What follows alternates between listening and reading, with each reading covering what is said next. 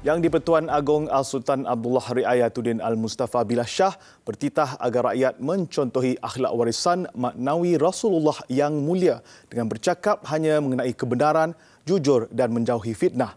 Titah baginda rakyat disuruh mengambil iktibar kejatuhan serta keruntuhan tamadun dan kuasa besar dunia akibat budaya fitnah yang mendominasi dan membarah dalam kehidupan bangsanya.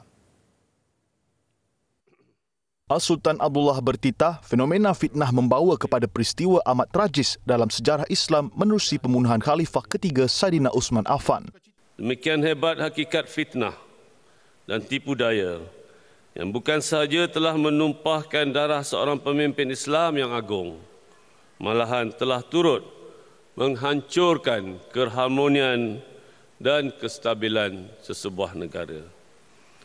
Kerana itulah Allah SWT mengingatkan seluruh umat Islam untuk menghindari serta menjauhi orang-orang yang tidak bercakap benar, sebagaimana yang berfirmankan dalam surah Al-Qalam ayat ke-10 hingga ke-11. Baginda bertitah sempena sambutan Maulidur Rasul peringkat kebangsaan 1445 Hijrah di Pusat Konvensyen Antarabangsa Putrajaya PICC Putrajaya. Titah baginda, hakikatnya perkataan yang kurang elok sama ada ketika tutur bicara maupun ketika menulis di media sosial, kata-kata berbentuk cacian, nista dan dusta serta fitnah hanya menggugat kestabilan dan keharmonian negara. Al-Sultan Abdullah yakin Malaysia akan mencapai puncak kejayaan apabila syariat Islam dan nilai murni serta ketinggian akhlak yang dibawa Rasulullah SAW menjadi tatanan aturan takbir urus negara.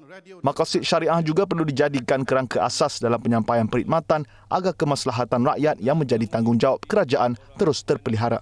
Bertemakan perpaduan Teras Malaysia Madani, turut berangkat ke majlis sambutan Maulidur Rasul Raja Pemaisuri Agong Tunku Haja Azizah Aminah Maimunah Iskandariah. Turut hadir Perdana Menteri Datuk Seri Anwar Ibrahim dan isteri Datin Seri Dr. Wan Azizah Wan Ismail. Sementara itu, Al-Sultan Abdullah turut berkenan menyampaikan anugerah tokoh Maulidur Rasul terdiri daripada seorang penerima anugerah perdana, manakala 6 penerima lagi anugerah Maulidur Rasul.